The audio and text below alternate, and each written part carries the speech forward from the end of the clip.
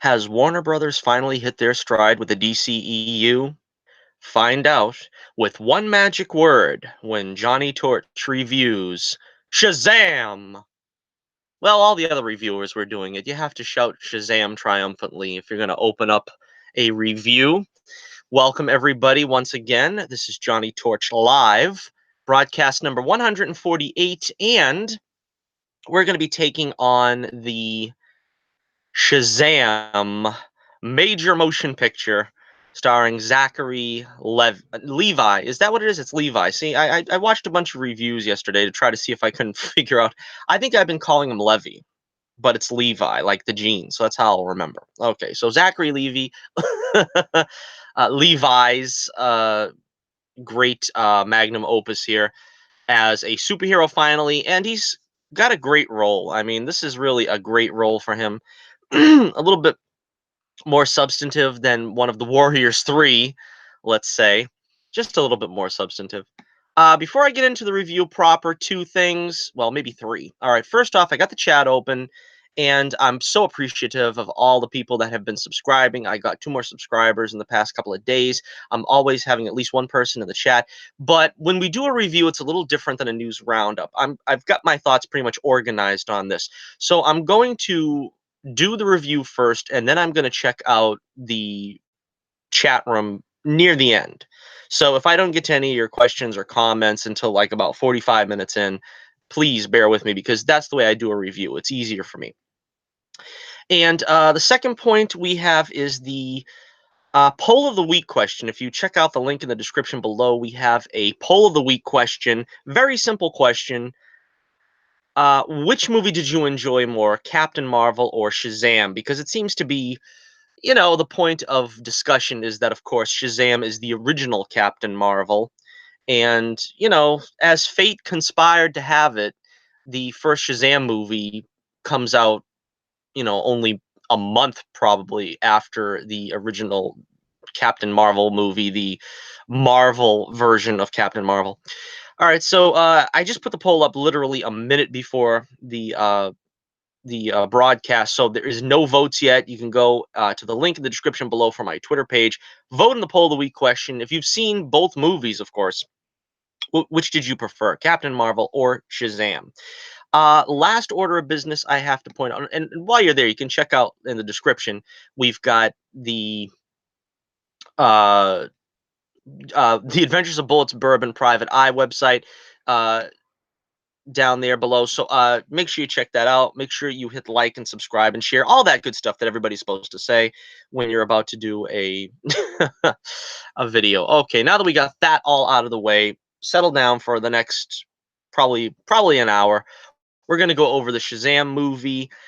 I got a lot of things to say about this one. This one really, you know, let me start off with some non-spoiler comments because I like when videos do that. Whenever I'm watching a review when I haven't seen the movie, I'd rather they start off with a couple of non-spoiler comments just to give me the idea, and then when I see the movie for myself, then I usually listen to the spoiler stuff. So for a non-spoiler review, I would say this pretty much delivered everything I wanted in a Shazam movie. Tonally, it's kind of a mixed bag where, the strengths of the movie is also its weaknesses. I don't know if I can get into detail with that without going into spoilers, but I think they hit the tone right. You know what I mean? They didn't go overboard in either direction, although it did feel wildly inconsistent at times on whether this was going to be real hardcore or this was going to be, a fun family frolic. It did kind of, you know, it went back and forth to a point where I don't know if maybe they should have just leaned one side over the fence a little more and just called it one or the other. But it did deliver. I mean, they didn't Snyderize it. They didn't. They played to its strengths, and the cast is of course very good. Zachary Levi, like I said, he's fantastic. He just slips on this role as if it's second nature to him. Asher Angel, of course, carries a lot of weight in this film. He is a very good actor, and I think part of the strength of this film is Asher Angel. I think he is the emotional core of the film. I mean, everybody comes to see Zachary Levi, but I think you're going to leave remembering Asher Angel. That's probably the best compliment I can make for him. And let's see. Lastly, I would say probably I don't know if I could rank this among the other DC films. I think probably I would say it's much more in tone with Aquaman, and I having seen both films just once, I would maybe lean on the side of Aquaman as which is better, but it still pretty much looks like uh it's an even race. It's very close. I would say maybe Aquaman, Shazam, Wonder Woman at this point. Not sure. If I seen both movies again tomorrow, I might switch it and say Shazam, Aquaman, Wonder Woman. But at this point, yeah, I think maybe Aquaman has a tentative lead. We'll see. We'll get into it now. All right, so of course, spoiler warning, spoiler warning, spoiler warning. Here from here on in, don't blame me. It's going to be all spoilers. All right, so this is something that people don't remember, but this character is actually the first comic book character to have a live action incarnation. We have the serial that was made, The Adventures of Captain Marvel, way back in the 40s before even Batman and Superman. So he has seen the big screen before, but this is the first time really in the modern era that Shazam has made the big time. Of course, we also had the 70s TV show from Filmation that I barely remember as a kid. I was too young really to remember that. I seen a couple of reruns probably back in 7 a.m. when they were showing reruns of old superhero cartoons. But this is the first big budget real deal version, and of course, everybody making a big deal this year that it's Batman's 80th birthday, but it's also Shazam's 80th birthday. Shazam slash Captain Marvel, which we'll talk about that for a second too. Originally, the character's name was Captain Marvel. Then there was a lawsuit because DC was saying it was too close of a character to Superman. Of course, that really wasn't the case, but the Shazam was outselling Superman at the point, and they kind of got Shazam shut down. I think post-war, they kind of got it shut down around the time when superhero comics were floundering as it was.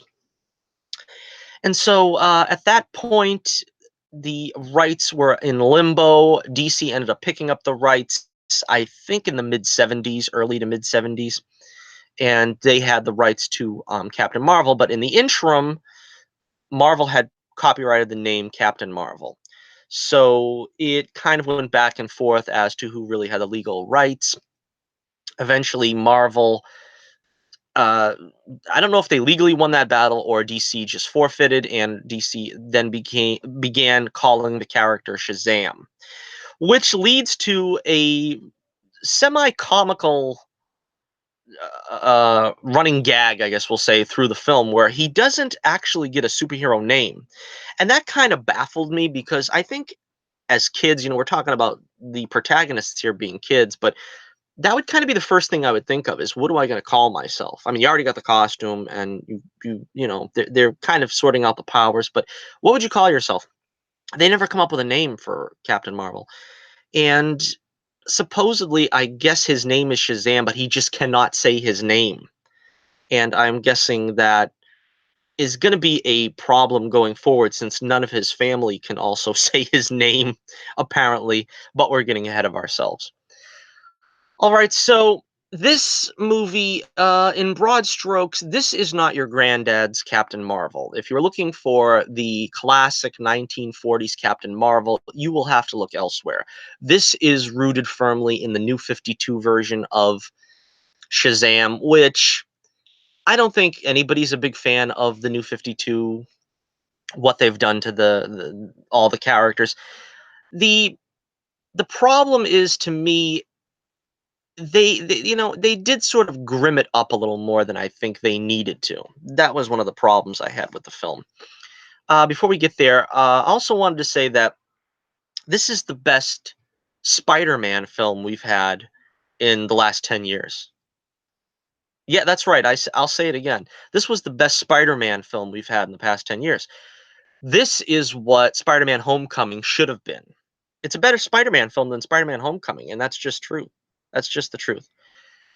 Uh, as we see, what happens to Billy is not really what should happen to Billy, but what should have happened to Spider-Man when he starts, exploiting his powers for, his own benefit, financial and otherwise. And that's something that was deeply rooted in the Spider-Man character that we never really got, although it was touched on, I think, in Raimi's original Spider-Man. And there are some interesting similarities to this film and that film tone-wise, I think. But again, let's not get ahead of ourselves. I think this is also a much darker film than the trailers belie. I think that a lot of people are going to go to this movie thinking it's just a goofy kids movie. And subsequently, I think a lot of adults are probably going to want to stay away from this film because they think it's a goofy kids movie. But it's really, like I said, somewhere smack in the middle. It doesn't really lean too much either way. You have some of the juvenile stuff, which was, as I said in my trailer reviews, I didn't think some of the juvenile stuff was all that funny. But then they have some pretty dark stuff. Some pretty dark stuff. Beginning with Dr. Sylvana. Let's talk about Dr. Sylvana first, because that's how the movie opens up. It's very much a origin for Dr. Sylvana as much as for Shazam.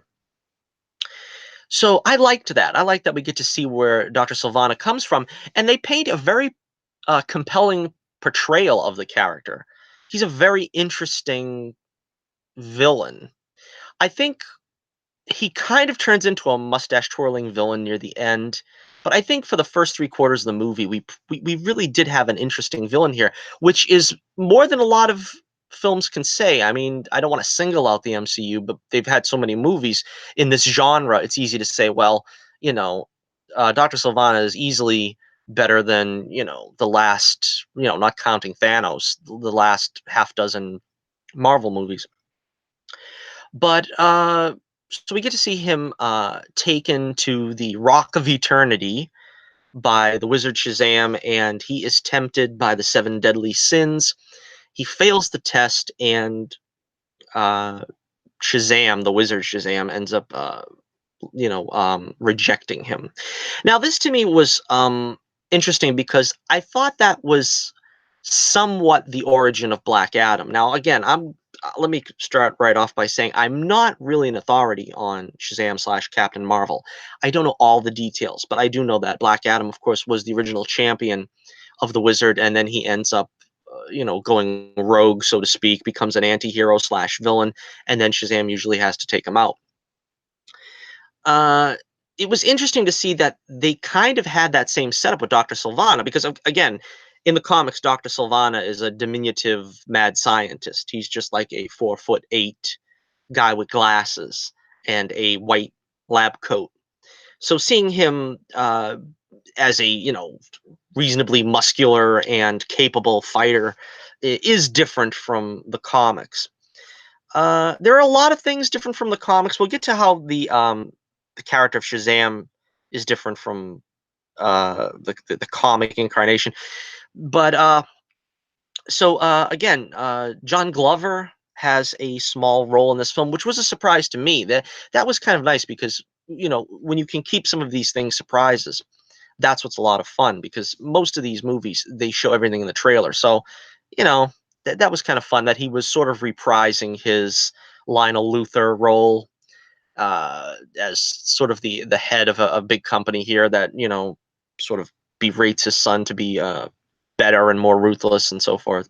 That was a made to order role for him. Of course, he also was in Batman and Robin, which is something people would like to forget. But so anyway, and that was a very powerful scene. There's the boardroom scene that I think a lot of people have picked up on for its sheer brutality. And again, that's, again, skirting the line of if this is like really made for kids. I mean, it's a PG-13 movie. I would go so far as to say it's a solid PG-13 movie. I mean, it's not hard PG-13 movie. I mean, there's no f bombs or anything, but they really stepped up the you know imagery there. I think some kids would be scared. I honestly think if you have kids under, I don't know, maybe 10, 9 or 10, you should think twice about going to the movies and showing them this. It might be easier in home video or whatever on television, but I think in theaters you got to have a concern how old your kid is. But again, these creatures biting the heads off of people, and the rampant death that Sylvana brings, that was all pretty good. That was all pretty compelling to cement him as the villain, and we see how he became that villain. We see what drove him to that. I think that was very powerful because comparing this to like what happens to Billy, and like I said, I'm trying to separate this for a moment, but it could, we see both Billy and Sylvana basically having the issues with their parents. And Sylvana, being evil, ends up going in this direction, while Billy, being noble hearted, goes in this other direction. And it's something that you don't really think of on the surface.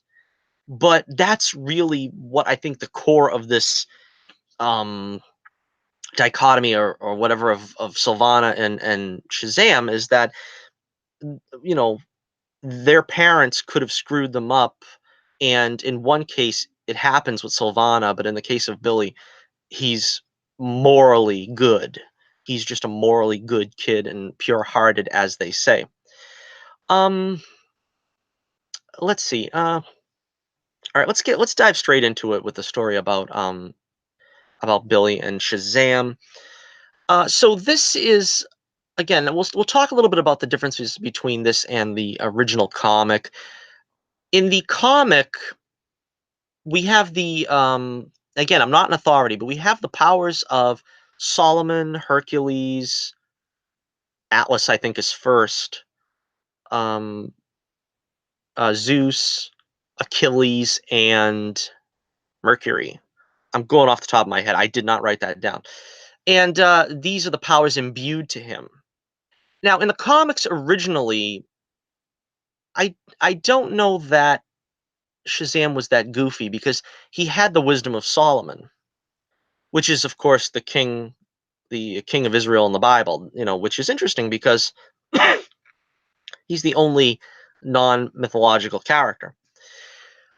But he had the wisdom of Solomon, and it doesn't seem like that is transposed at all to Billy in this. And that is kind of one of the things that is semi-disappointing. That I don't know if this is a fair representation of the original concept. And that's what you always want to capture, is the original concept. Again, the original concept is also that Billy is pure-hearted and is always good, for lack of a better term. And in this film, he is not exactly. I mean, you could tell he's got a good heart, and but that events have hardened him, and it's difficult because we're used to seeing. We can't have Billy be too much of a goody goody, but at the same time, having him sort of being, for lack of a better term, callous, and he doesn't take to his foster family originally very, very much at all. He basically wants to turn his back on Freddy when he's getting beat up, but he just like can't. I mean, he's also sort of a problem child with trying to find his mother. So it's kind of interesting. I don't know how they could have played it without making him being a Pollyanna. That's obviously something that nobody wanted to see. But at the same time, it's difficult to see why the wizard chose him above all other kids or all other human beings in this world. It's kind of interesting that he chooses him when there isn't really too much visible evidence to support it. Uh, I mean, this is something that you can kind of compare to Green Lantern, where the ring chose him. And I think this movie is kind of evocative of Green Lantern. but at least there it was supposed to be for the power of his will, Hal Jordan, and so forth. It's a little bit different here. Okay, so then he gets taken to the Rock of Eternity, and we meet the Wizard Shazam, or he meets the Wizard Shazam. And I thought this was interesting the way they framed it up, that, he did do a noble thing to try to save Freddy, and that's kind of what transports him to the Rock of Eternity. And the Wizard Shazam, again, this is the actor there, Houseman. I can't remember his name, and I didn't look it up, but he played Korath in Captain Marvel, as a matter of fact. I was going to say Guardians of the Galaxy, but yeah, he was in Captain Marvel this year alone. So he's getting around, isn't he? But he is playing the Wizard Shazam. Again, from the trailers, I wasn't too crazy about this portrayal of the Wizard Shazam. Now, of course, they race changed the Wizard. The Wizard really looked like Moses or something in the original artwork. But the attitude of the Wizard, it seemed a little off. And it might be because I'm kind of basing these memories on, the '70s show, the serial, where the mentor, Shazam, is sort of like a grandfatherly figure, and he's very supportive, it seemed. In this one, he seems more like he's desperate to have somebody to pass the torch to, and he's not being too choosy. He just has got to do this before he dies. And that's kind of, I don't think that's being very respectful to, like I said, the original intentions of the character, which was, he is the purest of the pure. He has a heart that is good and noble. So again, I don't know. And then Billy kind of like tries to, this, to their credit, Billy tries to say basically, I don't know that there is anybody that's pure-hearted and noble in the world, and certainly not me. And, that's obviously the sort of humility that would, you know, sort of show him to be true. But again, I don't know. These are the problems I had. These are kind of the problems I had, and this is, you know, it is what it is. I think this is what we've got for a, millennium Shazam. Were this made in the 1940s, it would probably be very different. But this is kind of what it is. All right, so let's skip on a little bit to um, the training scenes, the training montages, and everything. Like, we got this image here. And the relationship with Freddy, that was one of the great things about the film, I think, is the relationship with Freddy was very genuine. Again, all the actors were very good. I think all the jokes in the trailers, were fairly weak. I think their relationship is actually a lot stronger in the movie than you see in the trailers. Because some of the early, I would say honestly, the first 15, 20 minutes of this film it's kind of rough. It's kind of rough. And then you have Freddy come in, and then he got some sort of the same stale jokes that we got from the trailer, like, this place is Game of Thrones, and it's like, eh. But then when they start getting together more during school and stuff, that's when I think you see the magic happen. It's a gradual thing, and you had to see it sort of unfold. And I think that's sort of natural. But then it did make the first 20 minutes, to me anyway, feel a little slow and a little kind of difficult. One of my favorite parts is for comedy anyway, was when they're trying to sneak out in front of the security guard, and Billy changes around the corner and then has to pretend that he's the father. That was pretty funny. That was really cool. And then they do some stuff, the money, getting the money out of the that was kind of strange, getting the money out of the ATM. They had the joke with the strip club, which I didn't like all that much, quite honestly. I didn't think it felt appropriate for a kids movie. I think if they had left it with the first joke, it probably would have been okay, and I really wouldn't have thought much of it. But I think the fact that they go back to it and have the whole family involved, that's when I said, no, no, don't do that. The other great scene, I think, was the what's it called, like the the 5 and 10 store or whatever you want to call it that gets you know, the 7-Eleven that gets robbed, and he's getting shot, and Freddy's like, shoot him in the face, shoot him in the face. That was really cool. And you know, we've seen most of that in the trailer, but it's still, I think it still came off very, very genuine, very funny. And so that stuff was cool. The training scenes to Queen. I mean, come on, how can you elevate superhero training montages any more than adding Queen to the soundtrack? I think Queen is honestly hotter now than it was when Freddie was still alive. I mean, that it's kind of sad to say, but Queen is on fire, and it's deservedly so. Of course, I'm a Queen fan, but "Don't Stop Me Now" plays as the montage is going on, and they have Shazam, you know, trying to fly, and he's in the exact same position with his right hand outstretched that the in the serial they had a dummy that they flew on a rope that was very obviously a dummy, but it was in that position, static every single time he flew, which I think was a nice tribute. We'll get to some of the tributes more as we go on here, but anyhow, training scene was really, really good, really, really fun, and you know, pretty funny. It was pretty good. We'll talk about the Shazam family in a minute. Let's see. Uh, then they have the disagreement between Freddy and Shazam. This was Now this is another thing where it was a little bit difficult for me because again, this felt more like it belonged in a Spider-Man movie. If they had a character that I don't like, Ned, if they had Ned sort of playing the Freddy role where Peter would be acting like Billy, and that would, even though I don't like Ned and I don't think Spider-Man should have friends, and I mean not friends in the sense of, you know, but I'm just talking about, you know, co-conspirators in on his secret. I don't think he should have them.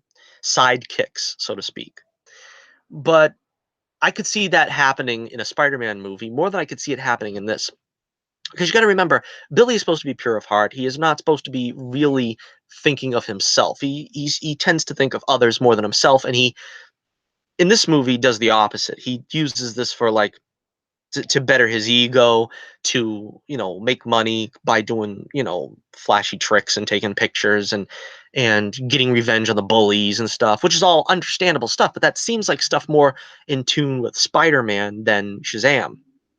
And it's interesting how it wasn't done with Spider-Man in any of the movies, you know, save maybe the origin, the death of Uncle Ben, but they don't go through a whole character arc with him in any of the Spider-Man movies. Not really. They do with Shazam, and Shazam doesn't really even have that built into his character, into his DNA.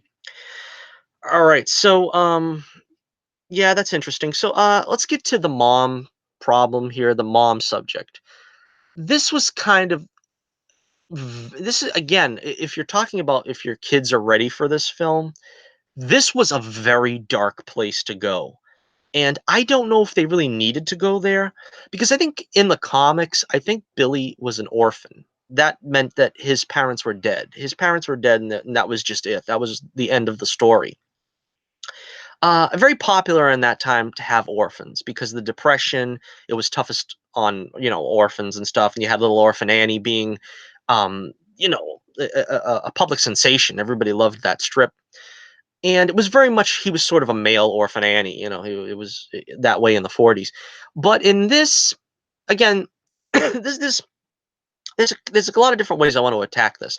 At first, it was pretty dark. I don't know if kids will react to this very well. Again, under maybe the age of 10, under 9, something like that, where you basically have a mother entirely rejecting her child. This is pretty dark stuff. And a lot of people said, yeah, it brought the feels and stuff. And it did. It brought the feels. And as I said before at the beginning of this, Asher Angel is a phenomenal actor. He really brought the feels in that scene. But I don't know if you can really explain this to a child that's, you know, if this is supposedly a family friendly movie, I don't know how you explain this to a kid. I don't know how you say, you know, this mother abandoned her son at like 4 years old and just didn't want him. That's pretty dark stuff because It reminded me of Guardians of the Galaxy. When I went to see Guardians of the Galaxy, I said, "Oh, this is going to be a Rip Snorton, you know, comedic affair, and it's going to be oh."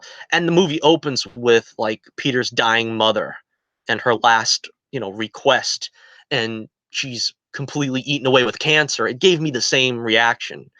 It's like I didn't sign up for this, right? I mean, that doesn't necessarily make it bad, but I mean, it feels kind of out of place because it's so heavy. And I was like, I was a little struck, a little shocked. Um, Looking at it from another point of view, I'm not sure exactly how practical this storyline was, though, in this day and age. If you abandon a child, I think you're probably going to be caught, especially if you stay in the same city, because she was like, what, 2 subway blocks away or something like that. Had she moved like across the state or something, maybe she would have. But at I don't want to nitpick something, but it did seem kind of weird that, this kid couldn't have said, I live here. This is my last name. I mean, it did seem a little far fetched. So I would have preferred had they just, axed that and just made it that he was an orphan and his father was in jail, which I think that's another nod. His name was CC Batson, which, of course, one of the creators of Shazam, the co-creator, as it were, was CC Beck. So that was another little nod. Before we put a pin in this subject, though, another thing is it's it's it's kind of interesting just how cold they left her. She doesn't even embrace him or anything, or even really treat him like he's much special. And he gives her back the compass, which is it's very heart wrenching. And of course, they don't wallow in it too long. They just go back to the jokes, with Freddy being kidnapped by Dr. Sylvana, which I don't think they ever call him Dr. Sylvana, do they? I don't know. But yeah, so let's talk about the Shazam family.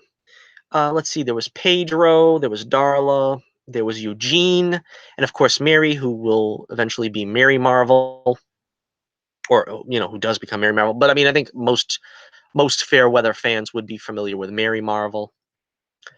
And it's interesting because the Shazam family. Now, I thought they were going to. I feel like I'm forgetting something. That's why I'm stalling for a second here, because I was going to say something else uh about Billy's mom. I can't remember what I was going to say. I don't have copious notes as usual. When I do these pretty much live. I just got a couple of notes here that says don't forget this and that. But that's another thing I think where it strayed from the source material. I think maybe is what I was thinking, where um, Billy, because we're talking about the family now, Billy had a twin sister in Mary, and they're changing that as well here because Mary is clearly older than him. And I don't know if they were trying to hint that he had a crush on her. He kind of like he saves her, and he was kind of like I don't think he had a crush, but he was like sort of acting, super heroic and everything. And I was also kind of taken aback by that. I was hoping they weren't going to go there. Obviously, they treated family a lot better in this film than, say, The Flash, where they have, Barry and Iris in the CW version, anyway, married and stuff. This did at least feel like they had a pretty good idea on where the family line is drawn. You know what I mean? Also, that's another thing. Thinking about the Flash, it seems like this is the new 52 thing to do, where it's like we have to ratchet up the depressing things. Like now Barry's mom was murdered and his father's in jail. And it felt like another sort of contrivance to me is like, well, we got to ratchet up the emotional, weight on this film. It's not enough that he's just a kid that is dealt a bad hand in life as it is, that he's an orphan, but we got to ratchet it up that his mother literally rejects him to his face. That's I kind of feel like that was like overkill. And it seems like that's something that was brought out in the new 52. And I don't know if you can blame whoever's in charge now. Was it Jeff Johns at the time, I think, when the new 52 came out? I don't know, but that's the kind of stuff where, again, we're straying from the reservation of continuity of the original comics, and I don't think for the better, you know.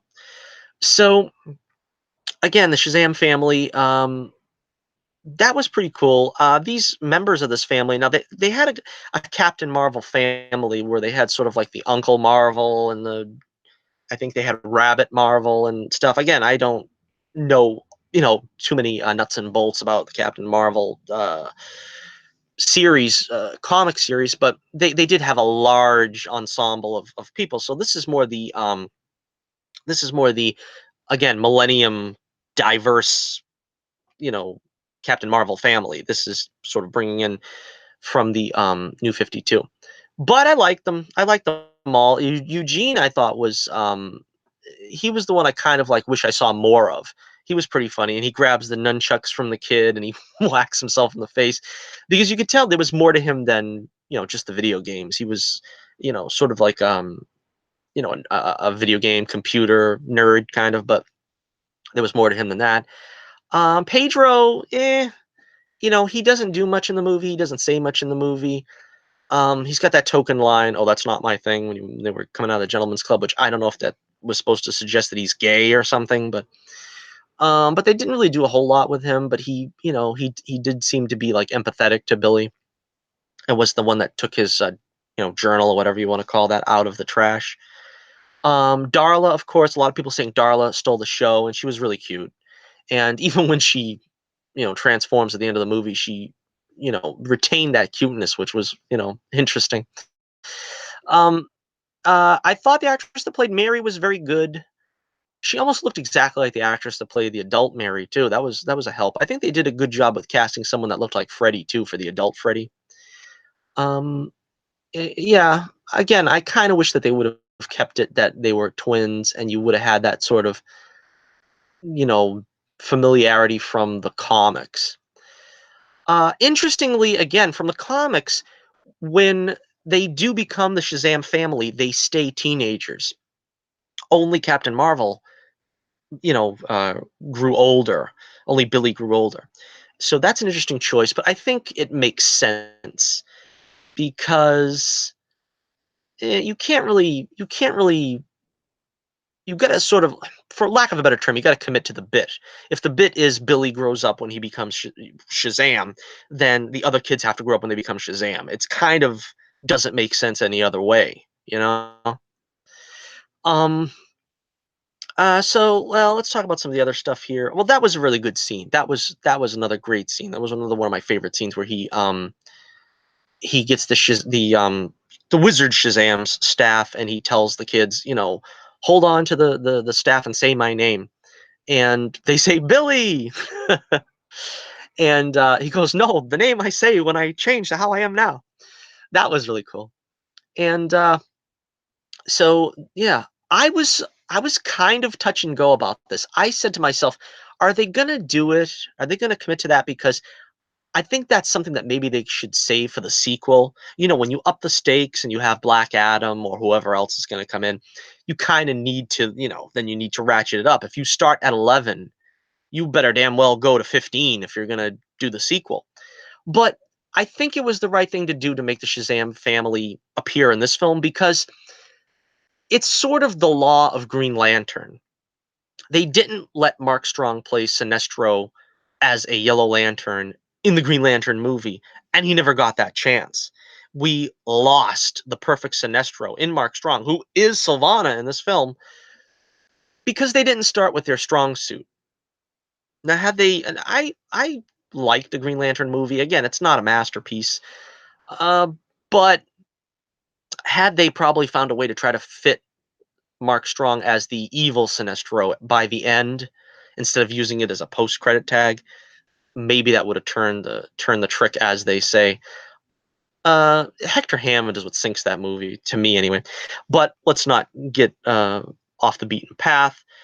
So yeah, I think that pretty much wraps up the story at hand. Let's talk now about the end of the movie. Well, first, let me say, I've heard some complaints about the CGI. I had no problem with the CGI. I thought those creatures, the seven deadly sins, I thought they were realized really great. I mean, I thought that was good, and I thought especially the way that Shazam basically tags Sylvana to, goading him to get the envy out. That was again another great scene. That was a really great scene. The film meandered a little bit. It didn't feel like it meandered as much as Captain Marvel, where it felt like, there were points where I was saying, what the heck is going on? Will you please just tell a cohesive story? In this case, it felt more like, it reminded me in bits of Guardians of the Galaxy Volume 2, when it's like, it seems like the action gets repetitive at a certain point. The action is very good, but it gets sort of repetitive. It's like, oh yeah, Sylvana is knocking Shazam around a little bit. Then he turns back to Billy for a little while, and Sylvana's trying to find him. Then Billy turns back to Shazam, and Sylvana's knocking him around again. It kind of had that sort of repetitious feel where they really could have sort of, I don't know how they could have made that a little more unique looking or something, but it did seem like sort of repetitious thing. And they're running through the Rock of Eternity, and they see all the crazy stuff. That's kind of like a tribute to Beck's fantastical creations that he did in the strip. We'll get back to that in a second. Some cameo stuff, some little things. The thing about the tiger, he wanted the tiger because back in the comics, uh, Talkie Tawny was a tiger that spoke and wore clothes or something. Again, I'm not an expert on that, but I've seen panels of the character. That was supposed to be a tribute to that. At the end, we get the cameo of Superman, or did we? We got the fanfare. I was getting a little excited about the fanfare. And of course, everybody I think that saw it was waiting to see if they were going to pan up and show Cavill's face. And of course, they didn't, because Cavill apparently still hasn't signed a contract with Warner Brothers to continue on as the Man of Steel, which is disappointing to me. As I've always said, I think he's a good Superman. I think he just has been given bad material to work with. I mean, personally, I hated Man of Steel. I wasn't crazy about Batman v Superman. I thought that was terrible. Uh, Justice League, I thought was a step in the right direction. I'm probably the only person that would put Justice League as the best DCEU film, but to be honest with you, it's the one I enjoy the most, and to thine own self be true. But yeah, I thought he was good in that. They did a pretty good job in that, especially given the hand that that film was dealt with, the craziness about it. I think they probably didn't need that cameo. It just raises more problems than it addresses, but I do think that it was needed in a sense to tie this to the DC universe. Now I know a lot of people will say, "Well, you don't really need it because we have, you know, Freddy's collecting all kinds of memorabilia, and you have, Batman toys, and all that stuff is in this movie." But I wanted to feel like this character could interact with the other heroes, and I think that kind of goes a ways to, to sort of at least giving them a an inkling of connectivity. All right, so here's the big one. This is the after credit scene. We have uh, Mr. Mind. I was probably the only person in that audience who knew who Mr. Mind was. I was excited when I saw him in the glass container in the Rock of Eternity when Shazam was there, and he escaped. And it didn't really occur to me that they were going to use him in the post-credit tag. I just figured, oh well, that's sort of the out where if they ever want to bring him in to, whatever, Shazam 3, Justice League 2, with all the other villains. But that was what they did. And that was a pretty cool sequence too, where Sylvana is trying to write, the symbols on the wall to try to open up the door again to the Rock of Eternity. And Mr. Mind is there, and he is talking to him. Mr. Mind, very much like a Gorilla Grodd type creature, where he's just like an intelligent caterpillar. Um, Again, I don't have the greatest knowledge of the Captain Marvel storylines, but I believe he is sort of his longest running nemesis. I think he gave him a hard time for a long time in the comics. And so it'll be interesting to see if they do bring him back in the sequel as well as Sylvana. All right, so let's talk about Black Adam. What are they going to do in the sequel, Black Adam? I did see that from The Rock, he said that he was the one that requested that they split the movies in two so that they didn't try to shoehorn in Black Adam's origin with the Shazam origin. Now, the problem with that is that's pretty cool to give, Dwayne The Rock Johnson a vehicle for a movie where he plays Black Adam, but I don't see what to do. I mean, supposedly the Suicide Squad sequel was going to deal with that. And then they changed it once they gave it to James Gunn so that he would write the script and he just did something completely different. But I don't know if just Black Adam can carry his own movie. I mean, he's not a Joker. He's not a Venom. Uh, just seeing a solo movie of Black Adam, I'm not sure it's going to work, but I think he had the right intentions where if they're going to do it, they're going to do it and give enough time and respect to both characters and their origins. Okay, let's see. Let me check the chat here. We've got Hunter Iggy. Thank you for joining us again. And he says, did you check out Dwayne Johnson's Instagram video? Yeah, I just talked about that. And, I'm excited. I know that Dwayne's been wanting to play this character for a long time. And I'm really excited that he is still committed to it, and not, like a lot of actors might do and just move on and say, well, they're not getting to it. But he's nurturing this role. And he's doing the best that he can to get it made. And get it made well. All right. Hunter Iggy also says, did you know that Hawkgirl is Mexican? Go check out DC Hispanic Superheroes and Villains Google search bar, click GameSpot profile. No, but then again, I don't know a whole lot about Hawkgirl. It's kind of interesting, though, that you say Hawkgirl is Mexican when she's always portrayed as a redhead. I don't know. I mean, that's interesting. I'll look into that in the future. All right, so let's see. I've got to give this one a ranking. I gave Captain Marvel 3.5 stars. Again, this one sort of vacillates between 3.5 stars and 4 stars. Let's see. I would say I think this is a solid B plus, where Captain Marvel was more like a C plus. So I'm going to give Shazam 4 stars out of 5. That's 4 stars out of 5 for Shazam. I think it pretty much, like I said, it pretty much ticked all the boxes that I wanted from a Shazam movie. I think, if anything, I would have liked to see a little bit more to the original concept. Maybe make because the idea here was, oh, it's big with superheroes, but at the same point, like I said, you have the wisdom of Solomon. How does that work? You've got to show us how that works. That's kind of like a lot of how the Batman nerds want to see Batman as a detective. And I'm like, yeah, all right, I want to see Batman as a detective, but do I want to see him like taking fingerprints off a table for 2 hours and running them through the Bat computer? I never seen the appeal too much in, well, we need to see Batman as a detective. Well, yeah, but you can do that in 5 minutes. They did that in The Dark Knight. That's kind of what we got for Batman as a detective. I guess maybe they could do the same thing with Shazam, where he figures something out, a complex puzzle or something, a death trap or something, maybe because he has the wisdom of Solomon and he can remember, stuff from Alexandria's library. You know what I mean? Something like that. I don't know. Just do something like that. And again, I'm kind of concerned about the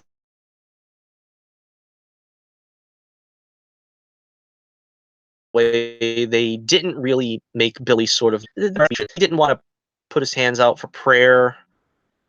If he's supposed to be so pure-hearted, why would he do that? It's like, and then of course it's the big, story arc, the character arc where he does it at the end and he leads the prayer, which is heartwarming. But again, this is after he was given the the responsibility of Shazam. It's like he shouldn't have become that because he got this responsibility of Shazam and learned. He should have been that from the beginning. But then again, you don't have a character arc that way. And again, Shazam, the wizard, I don't know. If he would have said something like, I can see in you something that you don't see in yourself or something, maybe that would have sold the point a little bit more. Again, he kind of comes off more like, look, I'm trusting you. Just don't let me down, okay? Boof, and he's gone like a Raiders of the Lost Ark. And that was another thing. That was kind of gnarly. That the assistant for Sylvana, she got like incinerated like the Lost Ark or something. That's, like I said, some intense stuff in this. I am seriously hoping they're going to have a Shazam sequel. I've heard that they're going to have a Shazam sequel because it's touch and go. People are saying like, well, it's not doing as well as they had hoped, but it is still doing good. I hope we're going to get a sequel pretty soon. I think they said they won't back the sequel because, of course, the kids don't want them to grow up and age out of the role. It's kind of tough when you got a kid cast. Yeah, so again, to button it up, it was a lot of fun. I think it's one of the best DCEU movies. Certainly better than Captain Marvel. Again, and I didn't hate Captain Marvel, but this was a lot more fun and a lot more. I think, it did more justice to its character, its primary character. So again, 4 stars out of 5. A little room for improvement. They could have maybe, made it a little more like the classic comic. But again, I know there's a lot of derision. There's people complaining on one side over the other about how faithful they're being the classic Captain Marvel, and that's why I said if you can accept the classic 40s, don't see this film. Don't see it. It's only going to upset you. If you're more with the new 52, and you're kind of willing to bend a point, I don't think this film would give you any troubles at all. And like I said, for most of us anyway, Shazam is not a character that's as dyed in the wool. That's why I think they could get away with monkeying around a bit with both Shazam and Aquaman, because truth be told, they're somewhat niche characters. I mean, you have to be a big fan of them to have followed them enough to know a lot of the inside baseball. But again, the costume is fantastic. I thought it was great. I thought that's something they're getting right, which was good. All the Marvel, I mean, Shazam family characters look great. They gave Mary Marvel the skirt, which is something that you have to be concerned about in this day and age, and they made it look like the comic. Again, I think I think it depends on how your expectations are, what your level of expectations are, and I don't think they ever really used the hood. I'm just looking at this image right here. I think they used it when he's banging on the window that one time. Kind of surprised they didn't let him wear the hood again. But great performances. Is pretty again pretty balanced. I think they made it really really dark in some places, really really lighthearted in others. But on the whole, I think it's tonally all right. Oh, and also let me just throw in as well, the score I thought was really good. Um, Again, these movies don't really have, in this day and age, superhero movies don't have a familiar theme that you come out of the theater humming. But I did feel that at certain points in the film when they were playing a heroic theme, it did seem to match what I kind of expected from the genre. So it did seem like a pretty good musical theme. But I would hope that they could come up with something that is memorable. They don't do that anymore, and that's a shame because as soon as they played the first few notes of John Williams' Superman march, everybody's excited, and you don't get that anymore in a superhero movie. But once again, this is Johnnie Torch reminding you, Shazam, and I'll be with you again real soon.